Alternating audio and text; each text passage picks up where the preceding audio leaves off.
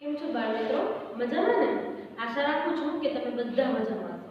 તો બાળ મિત્રો, આજે આપણે ધોરણ 6 ભણીશું, જેમાં ભણીશું ગુજરાતી, જેમાં આપણે કાવ્ય છે 12 રાવણનું મિથ્યાભિમાન, જેના કવિ છે ગિરધર. બરાબર? તો હવે આપણે કાવ્યની શરૂઆત કરી એ પહેલા હું તમને થોડો કવિનો પરિચય પણ આપી દઉં. બરાબર? તો જોશું આપણે આપણા પાઠ્યપુસ્તકમાં પેજ નંબર 14 ઉપર એનો જે કવિ પરિચય. બરાબર? તો રાવણનો મિથ્યાભિમાન, જેના કવિ છે ગિરધર. બરાબર? જેમનો જન્મ છે 1787 અને એમનું જે અવસાન છે એ 1852માં. બરાબર? કાવ્યના કવિ કોણ છે? તો કે ગિરધર. બરાબર? અને ગિરધર છે એમનો જન્મ 1787માં થયો હતો, જેમનું અવસાન છે 1852માં થયું હતું. બરાબર? ક્યારે થયું હતું? 1852માં. બરાબર? હવે જોઈએ આપણે કવિ ગિરધરદાસનો જન્મ વડોદરા જિલ્લાના માસર ગામમાં થયો હતો. ક્યાં થયો હતો? તો કે વડોદરા જિલ્લાના માસર ગામમાં એમનો જન્મ છે એ થયો હતો. તેમના પિતાનું નામ ગરબડદાસ. ગિરધરકૃત રામાયણ અને રાજસૂર્ય યજ્ઞ તેમના જાણીતા પુસ્તકો છે. હવે એમના પિતાનું નામ શું હતું? તો કે એમના પિતાનું નામ છે એ ગરબડદાસ. શું નામ હતું? ગરબડદાસ હતું. અને એમના જે જાણીતા પુસ્તકો છે એ કયા છે? તો કે ગિરધરકૃત રામાયણ અને રાજસૂર્ય યજ્ઞ તેમના જાણીતા પુસ્તકો છે. શું છે? ગિરધરકૃત રામાયણ, બરાબર, અને રાજસૂર્ય યજ્ઞ તેમના જાણીતા પુસ્તકો છે. ગિરધર મૌલિક, કલ્પિત કે ઐતિહાસિક કથાનું વિશદ રીતે આલેખન કરે છે. હવે જે આ ગિરધર છે, એટલે કે જે આપણા કાવ્યના જે કવિ છે, બરાબર, એ શું કરે છે? તો કે મૌલિક અને કલ્પિત કે ઐતિહાસિક કથા કે જે પહેલા જે ઘટના બની ચૂકી છે, બરાબર, એનું સરસ મજાનું એક આલેખન કરે છે. એને આપણને વિસ્તૃત રીતે સમજાવે છે. આપણને એવું લાગે કે જાણે અત્યારે જ આપણી આંખની સમક્ષ થઈ રહ્યું હોય એવું આપણને લાગે છે. એટલે આ જે ગિરધર છે એ સરસ મજાના સાહિત્યકાર છે. એમણે સરસ મજાના પુસ્તકો લખ્યા છે. તમને જો કીધું કે ગિરધરકૃત રામાયણ અને રાજસૂર્ય યજ્ઞ એ એમના જાણીતા પુસ્તકો છે. એટલે કે આ જે એમના જે પુસ્તકો છે એ કેવા છે? તો કે ઐતિહાસિક, બરાબર, ઐતિહાસિક જે કથા છે એનું વિશદ રીતે આલેખન કરે છે. શું કરે છે? આલેખન. એટલે કે સરસ મજાનું તમારી સમક્ષ એ રજૂ કરે છે. અને એવી રીતે રજૂ કરે છે કે આપણે એને આપણી આંખની નજર, એટલે કે આંખની સમક્ષ આપણે એને જોતા હોઈએ, બરાબર, આપણને એવું લાગે છે. સરસ મજાના એમને પુસ્તકો આવા જાણીતા જે છે એ લખ્યા છે. હવે એવું કે છે કે એ રીતે કથા નિરૂપણનો નિરાળો રસ પેદા કરે છે. આપણને એવું થાય કે આપણે હજી સાંભળીએ, હજી જોઈએ, હજી આપણે એને સતત સાંભળ્યા જ કરીએ, બરાબર, આપણને એવું રસ પેદા કરે છે. કોણ? તો કે જે ગિરધર છે એમના જે આલેખનો છે એ સરસ મજાના વિશદ રીતે આપણને સમજાવે છે એટલા માટે. હવે આ જે રાવણનું મિથ્યાભિમાન, એટલે હું તમને કાવ્યની જે શરૂઆત કરું એ પહેલા હું તમને કહું કે જે રાવણનું મિથ્યાભિમાન એટલે કે જે રાવણ છે, બરાબર, એ છે એને એ અભિમાન છે એ ખૂબ જ અહંકાર હતો, ખૂબ જ અભિમાન હતું. અને એવું હતું કે હું જ બધું કરી શકું, હું કરું એ જ થાય, હું કહું એટલા જ જે સામા એની સામે જે લોકો છે, એટલે કે જે દેવતાઓ છે એટલું જ કરે. એને એવું ખોટું મિથ્યાભિમાન હતું, બરાબર, કે હું કહું એમ જ થાય, હું આમ કરી શકું, હું તેમ કરી શકું, એવા એના જે પરાક્રમો હતો એનું ખોટું અભિમાન હતું, બરાબર. એટલે એ જે અભિમાન છે એ કેવી રીતે એનું અભિમાન છે શું કહેવાય, એને તૂટી જાય છે, બરાબર, અભિમાનનો નાશ થાય છે, એ આપણે અહીંયા સરસ મજાનું જે કથા કાવ્ય છે એની અંદર આપણે જોઈ શકીએ છીએ, બરાબર. હવે એનું મેં તમને કીધું કે આ જે ગિરધર છે એ સરસ મજાનું વિશદ રીતે એનું આલેખન કર્યું છે. એટલે કે વિસ્તૃત રીતે આપણે સમક્ષ એનું આલેખન કર્યું છે, બરાબર.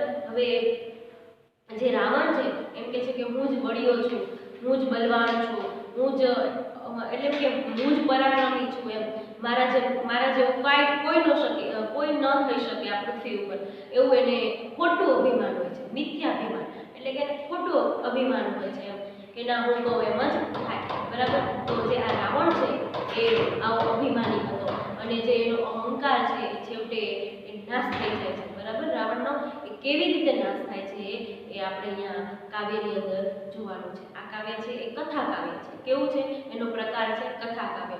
આપણે કેમ કથા સાંભળતા હોઈએ, બરાબર, એવું કાવ્ય છે. એટલે આપણે એને શું કહીશું? કથા કાવ્ય છે, બરાબર.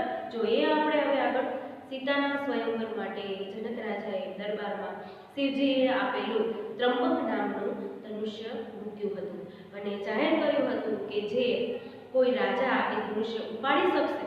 જો હવે એમ કે છે કે સીતાના સ્વયંવર માટે, બરાબર. હવે પહેલા તો હું તમને એમ કહું કે સ્વયંવર એટલે શું, બરાબર. તો હું તમને સમજાવું કે સ્વયંવર એટલે કે પહેલાના સમયની અંદર, બરાબર, એ પહેલાના સમયની અંદર જ્યારે લગ્ન કરવામાં આવતા, બરાબર, છોકરા છોકરીના વરવધુના, તો એના માટે જે મોટા રાજા હોય, બરાબર, એ એનું સ્વયંવર યોજના. એટલે એમ કે જે મોટા રાજા હોય પોતાની પુત્રીનું, બરાબર, આપણે જનક રાજાનું જ કહીએ, આમાં જનક રાજાનું જ કીધું છે, બરાબર. તો આપણે એનું ઉદાહરણ લઈએ કે પહેલાના સમયમાં જે રાજાઓ હતા, બરાબર, એ પોતાની પુત્રીને પરણાવવા માટે સ્વયંવર યોજના. સ્વયંવર એટલે કે એક પ્રકારનો લગ્ન કરવા માટે જે જુદા જુદા દેશમાંથી રાજાઓને બોલાવે, બરાબર, અને જે રાજા છે એનો જે પુત્રીનો પિતા છે, બરાબર, એ કોઈ પણ પ્રકારની એમની સામે શરત મૂકે એમ કે તમારે આટલું તમે આમ કરશો તો મારી જે પુત્રી છે તમને વરમાળા પહેરાવશે. જે પણ એ શરત છે. હવે સામે જે કોઈ બીજા દેશના જે રાજા આવેલા હોય, હવે એ રાજા છે એ શરતને સ્વીકારીને એનો અમલ કરશે અને એ શરતને જીતી જશે, તો એ જે પણ કોઈ પણ રાજા હોય એ પોતાની જે પુત્રી છે એને એટલે કે વરમાળા પહેરાવશે, એટલે કે એની સાથેના લગ્ન કરાવશે, બરાબર. એવી કોઈ શરત મૂકતા. પછી વિવિધ પ્રકારની શરત મૂકતા, બરાબર. હવે આમાં કેવી શરત છે એ આપણે અહીંયા કાવ્યની અંદર જોવાનું છે, બરાબર. હવે સીતાના સ્વયંવર માટે જનક રાજાએ દરબારમાં શિવજીએ આપેલું ત્રંબક નામનું ધનુષ્ય મૂક્યું હતું, બરાબર. હવે કોને? જે જનક રાજા છે, જનક રાજા એટલે કે સીતાના પિતા, બરાબર. સીતાના એ કોણ હતા? તો કે સીતાના પિતાશ્રી હતા, બરાબર. હવે જનક રાજા છે એ જનક રાજાને શિવજીએ, બરાબર, એટલે કે આપણા જે શિવ ભગવાન છે એમને ત્રંબક નામનું ધનુષ્ય આપેલું હતું. શું આપેલું હતું? ત્રંબક નામનું ધનુષ્ય. ધનુષ્યનું નામ શું હતું? ત્રંબક નામનું, બરાબર. હવે એ ધનુષ્ય કોને આપે છે? તો કે જનક રાજાને એ આપે છે શિવજી, બરાબર. હવે એ ધનુષ્ય છે આ સીતાના સ્વયંવરમાં મૂક્યું હતું. હવે જો શું શરત હતી? તો કે એમને એવું જાહેર કર્યું હતું કે કોઈ રાજા આ ધનુષ્યને ઉપાડી શકશે તેની સાથે તેની પુત્રી સીતાના લગ્ન થશે. એમ કે છે કે જે આ શિવજીનું ધનુષ્ય છે અને આ શિવજીનું ધનુષ્ય છે એ કોઈ પણ ઉપાડશે, બરાબર, એની સાથે મારી જે પુત્રી છે એની પુત્રીનું નામ શું હતું? તો કે સીતા, બરાબર. તમે બધા ઓળખો છો.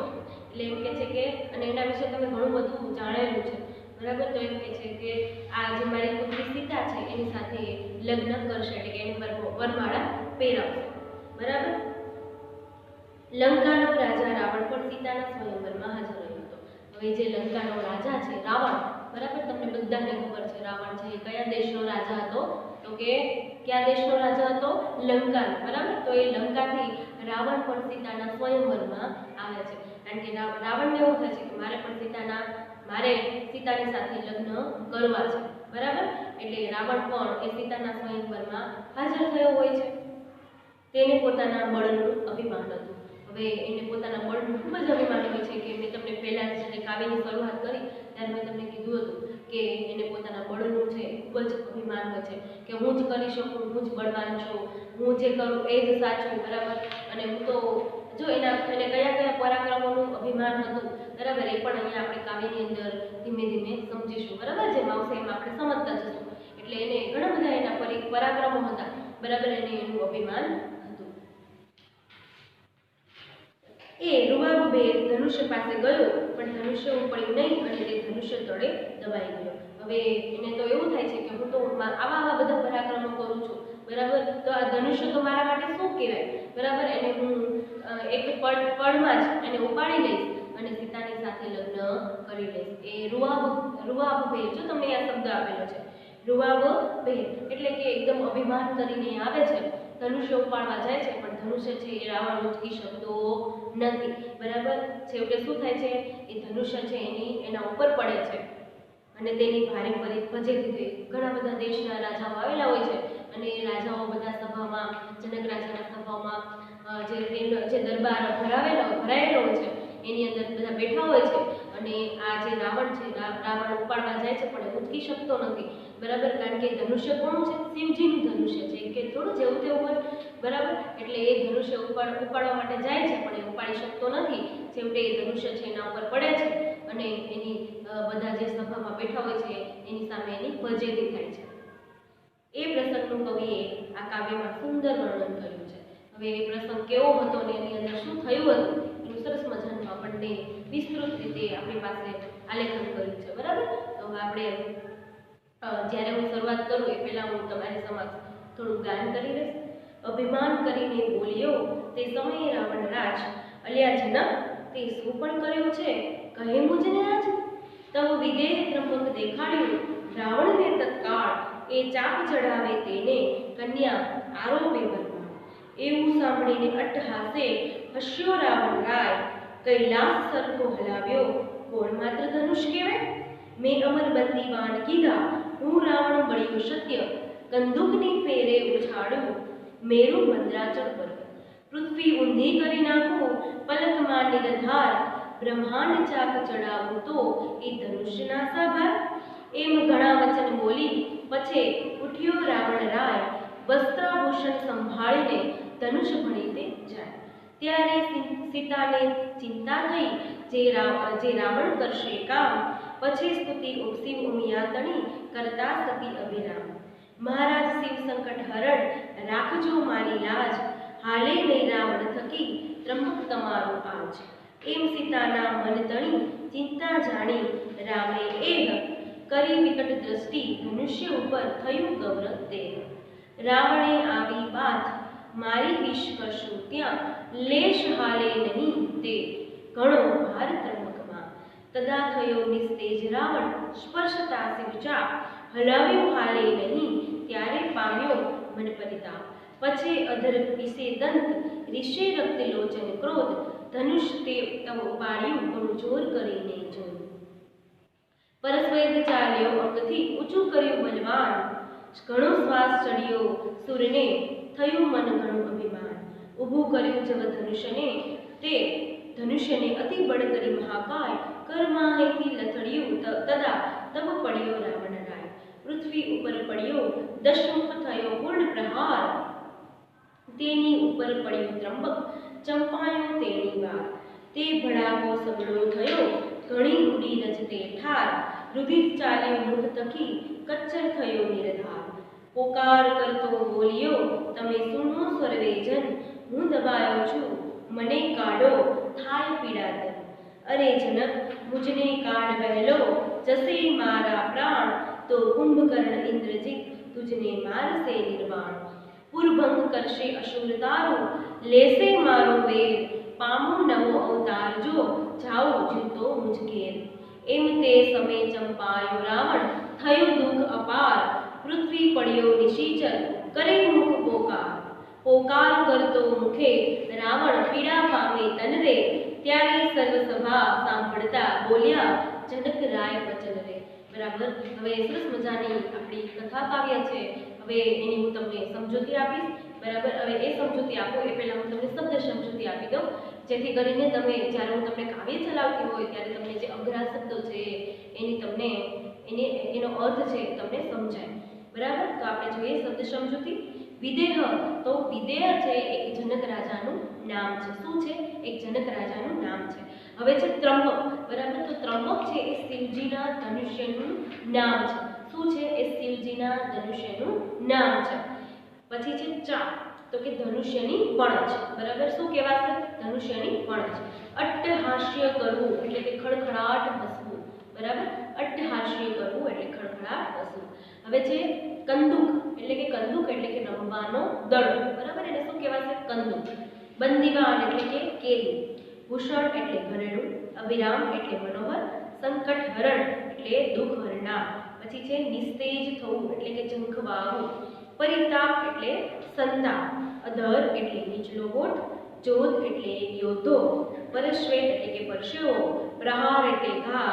કચ્છર થવું એટલે કે કચડાવવું. પૂરભંગ એટલે કે નગરનો નાશ. ચંપાવું એટલે કે દુઃખથી દાઝવું. પછી છે નિશીચર, નિશીચર એટલે કે રાક્ષસ. પછી છે વસ્ત્રાભૂષણ એટલે કે વસ્ત્ર આભૂષણ એટલે કે કપડાં અને ઘરેણાં, બરાબર. પછી છે બ્રહ્માંડ ચાક ચડાવવું એટલે કે સમસ્ત વિશ્વને ગોળ ફેરવવું. પછી છે નિર્ધાર એટલે કે નક્કી. વિકટ દ્રષ્ટિ એટલે કે તીક્ષ્ણ નજર, બરાબર. વિકટ દ્રષ્ટિ એટલે તીક્ષ્ણ નજર. હવે છે ગૌરવ એટલે કે અહીં ગૌરવ શબ્દનો અર્થ લેવાયો છે ભારેખમ, બરાબર. ગૌરવનો શબ્દ શું લેવાયો છે, એનો અર્થ અહીંયા શું લેવામાં આવે છે કથા કાવ્યમાં, તો કે ભારેખમ. વિષ એટલે કે વિષ, બરાબર. સ્વયંવર એટલે કે કન્યા પોતે વર પસંદ કરે તે માટેનો સમારોહ. તત્કાળ એટલે કે તે જ વખતે. રક્ત લોચન એટલે કે લાલ આંખો. મેરુ મંદ્રાચલ એટલે કે એ જે છે એ પર્વતોના નામ છે. કરશુ એટલે કે હાથ વડે. અને શિવચાપ એટલે કે શિવજીનું ધનુષ્ય ત્રંબક, બરાબર. શિવચાપ એટલે કે શિવજીનું ધનુષ્ય ત્રંબક, બરાબર. તો આ હતા આપણા શબ્દ સમજૂતી. હવે જોશું આપણે કાવ્યની સમજૂતી. અભિમાન કરીને બોલ્યો તે સમયે રાવણ રાજ, અલ્યા જનક તે શું પણ કર્યું છે કહે મુજને આજ. હવે અભિમાન કરીને, અહંકાર કરીને જે રાવણ છે એ કોને કહે છે, રાવણ બોલે છે અને કોને કહે છે, જનક રાજાને કહે છે. જનક રાજાને કહે છે અલ્યા જનક તે શું પણ કર્યું છે કહે મુજને આજ. હવે એમ કહે છે કે તે કઈ પ્રતિજ્ઞા લીધી છે, તે કઈ શરત, એટલે એમ કે તારી પુત્રી એટલે કે તમારી જે પુત્રી છે સીતા છે એ લગ્ન કરે એના માટે તે કઈ શરત રાખી છે, એટલે કે કઈ પ્રતિજ્ઞા લીધી છે કહે મુજને આજ. એટલે એમ કે છે તું મને આજે કહે, બરાબર. એ શું કરીને બોલે છે, તો કે અભિમાન કરીને બોલે છે અને રાજા જનકને કહે છે. તબ વિદેહે ત્રંબક દેખાડ્યું રાવણને તત્કાળ. હવે વિદેહ છે જનક રાજાનું નામ છે, બરાબર. આપણે શબ્દ સમજૂતીમાં જોઈ ગયા. પછી આ જે જનક રાજા છે એ શું કરે છે કે ત્રંબક નામનું ધનુષ્ય એટલે કે શિવજીના ધનુષ્યનું નામ છે ત્રંબક, બરાબર. ધનુષ્યનું નામ છે ત્રંબક. હવે આ ત્રંબક નામનું જે ધનુષ્ય છે એ કોને દેખાડે છે, રાવણને બતાવે છે, બરાબર.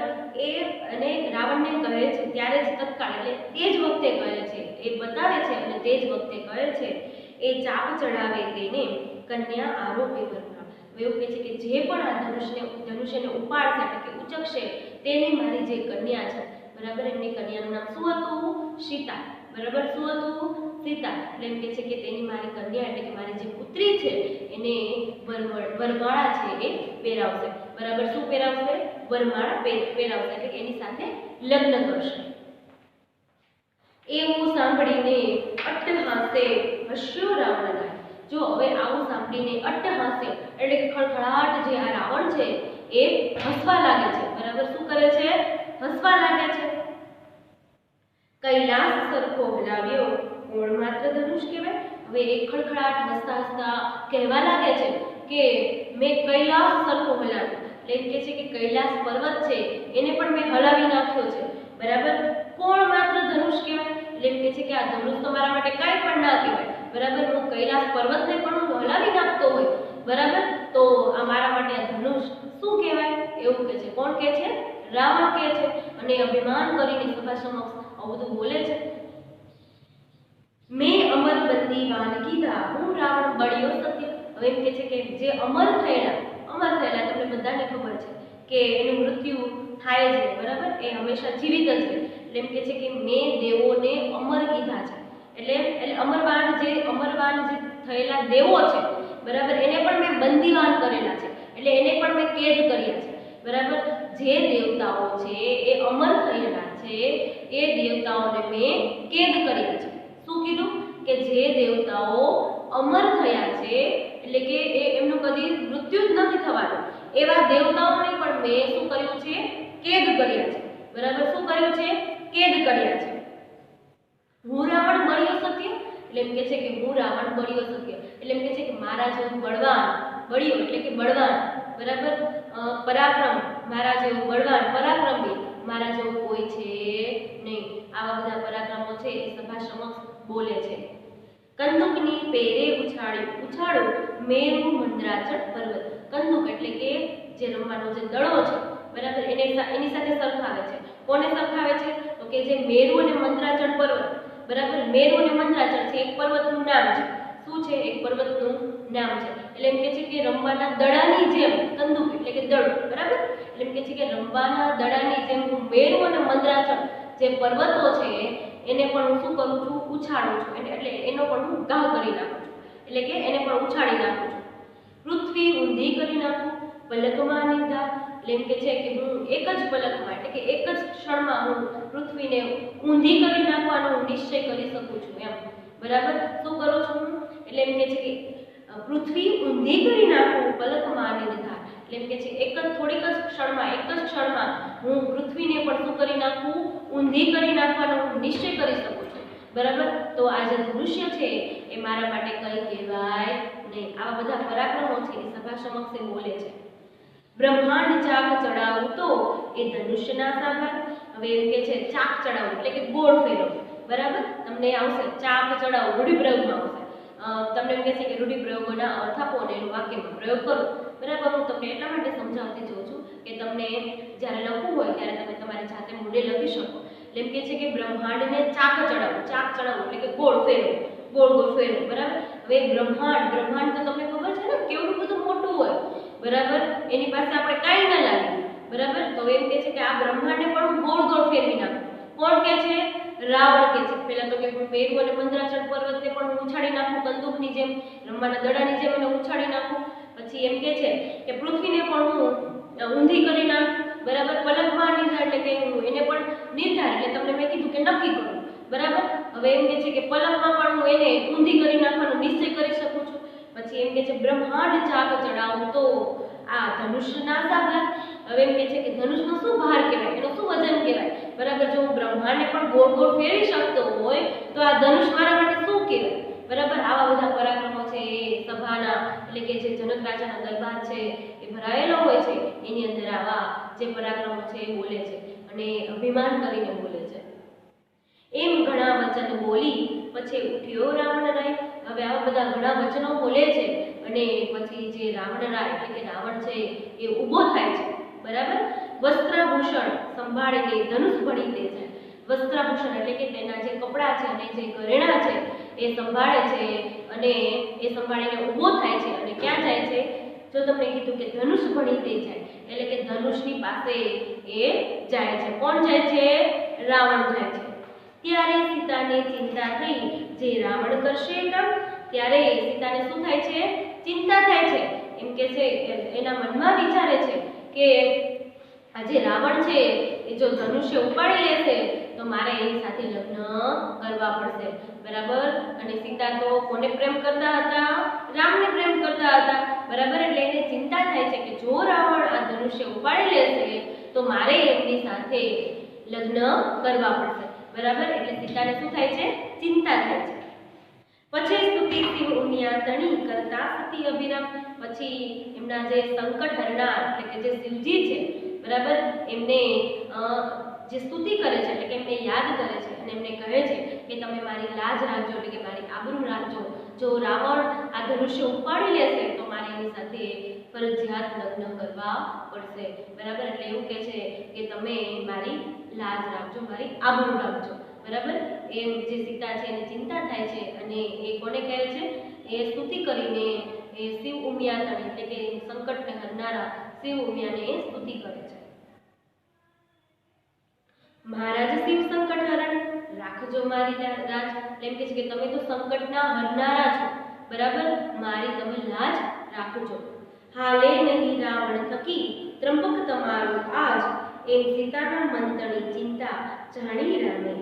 હવે એમ કે છે કે તમે હાલે નહીં રાવણ થકી, જો ચિંતા એવી ચિંતા થાય છે અને પછી એ સ્તુતિ કરતા કરતા કહે છે ભગવાન શિવને, એમ કે છે કે મારું જે આ એટલે એમ કે છે કે જે આ ત્રંબક નામનું જે ધનુષ્ય છે એ બરાબર એ ઉપાડી જ ના શકે.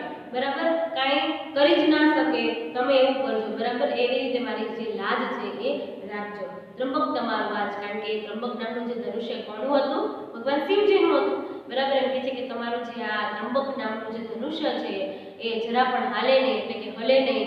તમે મારી લાજ રાખજો. એવી રીતે સ્તુતિ કરતા કહે છે. એમ સીતાના મંતની ચિંતા જાણી રામે. બરાબર, હવે રામ છે એ સીતાના મનની જે ચિંતા છે એ જાણી જાય છે. બરાબર, હવે શું કરે છે જોઈએ આપણે આગળ. કરી વિકટ દ્રષ્ટિ ધનુષ્ય ઉપર થયું ગૌરવ તે. હવે હવે વિકટ દ્રષ્ટિ એટલે કે તીક્ષ્ણ નજર, બરાબર. હવે નજર કોની ઉપર કરે છે રામ? એ જે ધનુષ્ય છે ત્રંબક નામનું એના ઉપર એ નજર કરે છે. થયું ગૌરવ તે એટલે એનો જે ભાર છે, બરાબર, એ જે ધનુષ્ય છે એ સાવ હલકું હોય છે, બરાબર, એટલે ઓછું વજનદાર હોય છે. અને જેવી એ નજર કરે છે એના ઉપર, ધનુષ્ય ઉપર, કોણ કરે છે? રામ કરે છે, બરાબર. એટલે એ ધનુષ્ય છે એ ભારેખમ થઈ જાય છે, વજનદાર થઈ જાય છે. રાવણે આવી બાથ મારી વિષ કરશું ત્યાં. હવે એના વિષ કરશું એટલે કે એના 20 હાથવાળા બળથી એ જે ધનુષ્યને ઉપાડવાનો પ્રયત્ન કરે છે, એટલે બાથ એટલે કે બાથમાં લેવાનો પ્રયત્ન કરે છે. લેશ હાલે નહીં તે ઘણો ભાર ત્રંબકમાં. હવે એ જરા પણ હલતું નથી, બરાબર. એમ કે જો લેશ પણ હલતું નથી, લેશ હાલે એટલે કે થોડું પણ એ હલતું નથી, એટલે કે ઉચકી શકતો નથી, બરાબર. એમાં એ ત્રંબક નામનું જે ધનુષ્ય છે એમાં ઘણો બધો એટલે આખું જે ધનુષ્ય છે એ ભારેખમ થઈ જાય છે. તદા થયો નિસ્તેજ રાવણ સ્પર્શતા શિવચાપ. હવે એ તેજ વગરનો થઈ જાય છે, બરાબર. એ ધનુષ્યને ઉંચકવા જાય છે અને ઘણું બધું એ બળ કરે છે, બરાબર. કારણ કે એને ઘણા બધા પરાક્રમોનું એને અભિમાન હોય છે અને એ બળ કરે છે, પણ એ તેજ વગરનો થઈ જાય. નિસ્તેજ, નિસ્તેજ એટલે કે તેજ વગરનો થઈ જાવ, બરાબર. આ જે રાવણ છે એ તેજ વગરનો થઈ જાય છે. હવે સ્પર્શતા શિવચાપ, સ્પર્શ એટલે કે જેવું એ ધનુષ્યને ઉપાડે છે, બરાબર, સ્પર્શ કરે છે, અડે છે, એવી જ રીતે એ નિસ્તેજ થઈ જાય છે, એટલે કે તેજ વગરનો થઈ જાય છે. હલાવ્યું હાલે નહીં ત્યારે પામ્યો મન પરિતાપ.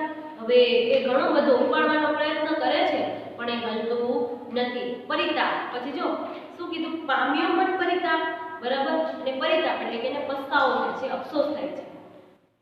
પછી ધર પીસે દંત રીસે રક્ત લોચન ક્રોધ.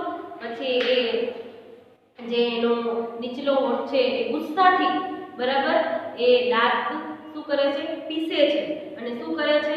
રીસે રક્ત લોચન ક્રોધ એટલે એની જે આંખો છે એ લાલ થઈ જાય છે ગુસ્સાથી. ધનુષ તે તબ ઉપાડી જોર કરીને જો. હવે એ ધનુષને ઉપાડવા માટેનો પ્રયત્ન કરે છે, ઘણું બધું જોર કરે છે, એટલે કે બળ કરે છે, છતાં એ જે ધનુષ્ય છે એ ઉપાડી શકતો નથી, બરાબર. તો વિદ્યાર્થી મિત્રો, તમારે આના ઉપરથી હોમવર્ક કરવાનું છે. એ હોમવર્ક છે એ તમારી નોંધ પોથીની અંદર તમારે ફરજિયાત નોંધી લેવાનું છે, બરાબર. તો જે પ્રશ્નો છે એ હું તમારી સમક્ષ બોલું છું, બરાબર. તો તમારું હોમવર્ક છે, તમારે ફરજિયાત હોમવર્ક કરવાનું છે. પ્રશ્ન નંબર 1, સ્વયંવર કોનો હતો? હવે તમને બધાને ખબર છે કોનો હતો સ્વયંવર, બરાબર. હવે બીજો પ્રશ્ન છે, સીતાના સ્વયંવરમાં મૂકેલું ધનુષ્ય કોનું હતું?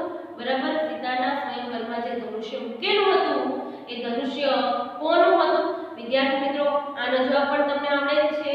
હવે ત્રીજું છે, અભિમાની રાવણે રાજા જનકને શું પૂછ્યું? બરાબર. અભિમાની જે રાવણ છે એ રાજા જનકને શું પૂછે છે? બરાબર. તો એ જે પણ પૂછે છે તમારે અહીંયા જવાબની અંદર લખવાનું છે, બરાબર. સીતા કોને વરમાળા પહેરાવવાની હતી? કોને વરમાળા પહેરાવવાની હતી સીતા? એ પણ તમને બધાને ખબર છે. હવે પાંચમો પ્રશ્ન છે, રાવણ કયા દેશનો રાજા હતો? તો એ પણ તમને ખબર છે કે રાવણ કયા દેશનો રાજા હતો. હવે એના પછી છેલ્લો પ્રશ્ન છે, રાવણે કયા પર્વતને હલાવી નાખ્યો હતો? તો કયા પર્વતને રાવણે હલાવી નાખ્યો હતો? તમને બધાને ખબર છે.